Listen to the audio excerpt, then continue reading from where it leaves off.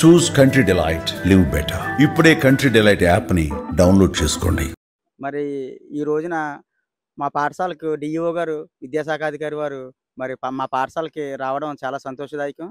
మరి వారు చెప్పిన మాటల్లో చాలా స్ఫూర్తిదాయకంగా ఉన్నాయి. మరి నా బాధ్యత మరింత పెంచే విధంగా ఉన్నాయని చెప్పి నేను చెప్పడం జరుగుతుంది.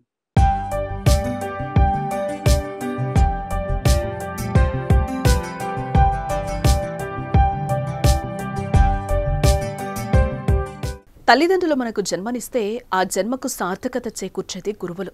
అందుకే గురు బ్రహ్మ, గురు విష్ణు, గురుదేవో మహేశ్వర అని త్రిమూర్తులతో పోలుస్తారు. ఒకప్పుడు గురు శిష్యులకి ఎంతో అనుబంధం ఉండేది. కానీ ఈ మధ్య కాలంలో పుస్తకాల్లోని పాఠాలు విద్యార్థులకు బోధించి మమ అనిపించే గురువులు తయారయ్యారు. కొంతమంది విద్యార్థులతో అనుచితంగా ప్రవర్తించడం, దారుణంగా కొట్టడం, తిట్టడం లాంటివి చేస్తున్నారు. అలాంటిది బడిలో విద్యార్థుల సంఖ్య పెంచేందుకు ఓ పాఠశాల ఉపాధ్యాయులు వినూత్న ఆలోచన చేశారు. ఆ గురువు చేసిన పనికి విద్యార్థులే కాదు, తల్లిదండ్రులు, గ్రామస్తులు సైతం హ్యాట్స్ ఆఫ్ అంటున్నారు. ఇందుకే ఆ మాస్టర్ ఏం చేశారు, అంతమంది ప్రేమను ఎలా పొందారు? పూర్తి వివరాలు ఈ స్టోరీలో చూద్దాం.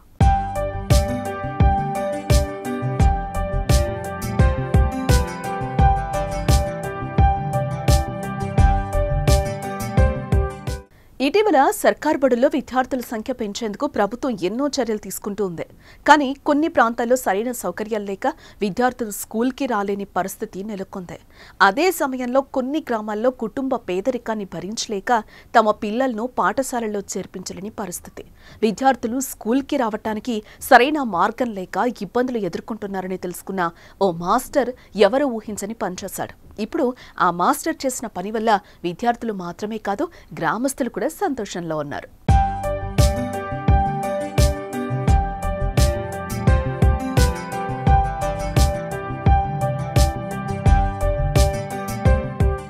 కాకినాడ జిల్లా గొల్లప్రోలు సీతారామరాజు శివారు సూరంపేట ప్రాథమిక పాఠశాలకు గత కొంతకాలంగా విద్యార్థుల హాజరు శాతం గణనీయంగా తగ్గుతూ వస్తోంది. ఇందుకు కారణం ఏంటా అని అక్కడ పనిచేస్తున్న ఉపాధ్యాయులు ఎవరూ పెద్దగా పట్టించుకోలేదు. కానీ అనిశెట్టి సీతారామరాజు మాత్రం ఆలోచించాడు. ఎందుకు విద్యార్థులు స్కూల్కి రాలేకపోతున్నారని విద్యార్థులను ప్రశ్నించారు. వారందరూ ఒకే సమాధానం చెప్పారు, మాకు రావడానికి సరైన బాట మార్గం లేదని అన్నారు.